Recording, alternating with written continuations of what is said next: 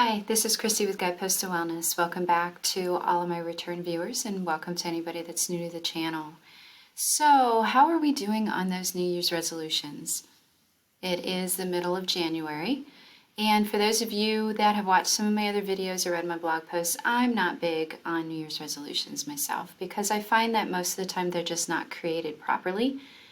But if you have a New Year's resolution, or have set an intention and some goals about exercising more, sitting less, or even doing a detox, then this video is for you because I wanted to talk a little bit about a great concept that I got from Sayer G with Green Med Info.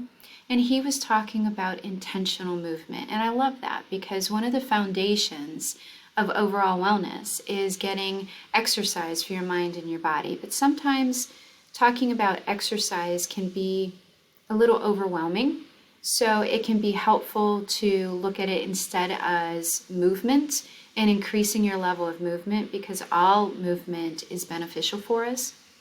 So when we think about exercise too as like calisthenics and things like that, we may not be ready for that. And the thing is if we sit for 8 hours a day and exercise for 30 minutes, that's not enough either.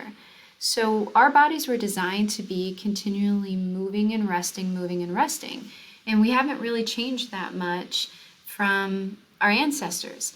I was just watching a movie, as a matter of fact, or watching a mini-series about John Adams. So looking at during the 1770s and just the things that they had to do to live every single day was so radically different than what we did. The amount of standing that they did, everything from chopping wood to standing to cook in the kitchen because they don't have microwaves, they don't have frozen dinners, they don't have ovens like we have, they have wood stoves. The way they had to gather water, they didn't have indoor plumbing. And then we were just looking at how cold it had to be. A lot of this takes place up in Boston, and you just look at how cold it is. I mean, I'm just such a weakling nowadays compared to what we had to do back then. And a lot of that had to do with just the amount of movement we had to do in our daily lives. So the things that I wanted to talk about here that I haven't talked about in other videos are how good that intentional movement is for helping our body detoxify. So I'm not going to go into the details about the lymphatic system other than to talk about it that you basically have two sets of vessels. Everywhere you've got blood vessels, you've got lymphatic vessels nearby as well. And those lymphatic vessels in those tiny tubes, they collect the lymph fluid, which flows through your lymph nodes, which is a major part of your immune system. Okay, so as part of your immune system, the lymph helps attack and remove bacteria, and guess what, viruses, and any abnormal cells that could lead to cancerous growth and things like that. But the thing about our lymph system is that there's no pump. Whereas our vascular system has our heart and our lungs that pump everything through us, our lymph doesn't. Our lymph system actually moves through our movement. So the contraction and the movement of our arms and our bodies helps move the lymph throughout our neck and our body, and then as we walk and move and squat and sit, all those things help move the lymph through our lower body. So that since lymph is so passive, the less that we move, the more it stagnates, so then the less ability that we have to support our immune system, both moving the lymph through the lymph nodes and getting those new immune cells, but also cycling out all of the debris, if you will, bacteria and viruses and things in our body. Another thing that's part of our detoxification system is our bowels.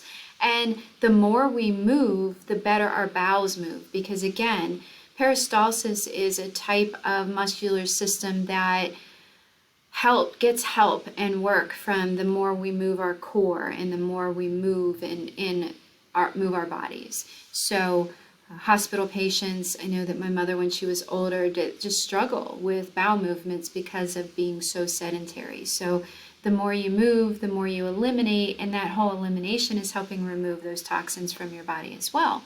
And then when you move to the point that you're generating some type of sweat, then that is actually taking some amazing toxins out of your skin through that detoxifying pathway as well. So now, all of those types of things are really important about movement. And this really aligns if you are still doing the Move More, Sit Less challenge, because we do sit a lot in our current lifestyle. And the thing is we sit differently. I've mentioned this before. We sit differently than our ancestors and even some native groups that are still indigenous, living a more traditional lifestyle. They don't sit on chairs. They either sit on the ground, which takes much bigger of a movement to go from standing to sitting and back up, or they squat, which is a very active type of rest. So try squatting while you do something, whether it's picking something up from the floor or doing something on the floor, petting an animal, feeding an animal, any of those types of things.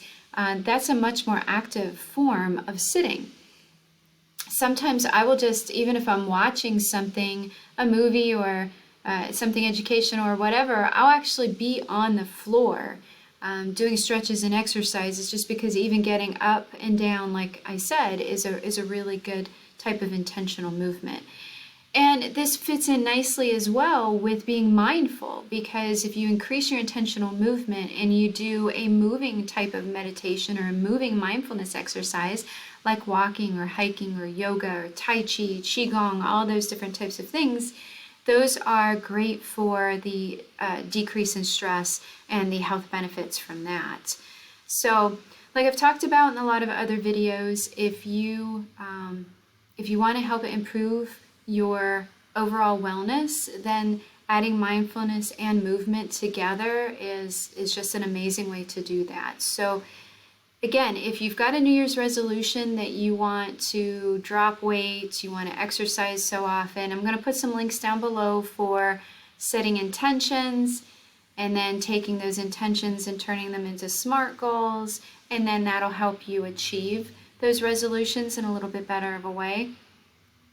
So take a look at those resolutions, see if you've got them set up for success, because resolutions that are successful focus on the daily habits and not the end goal.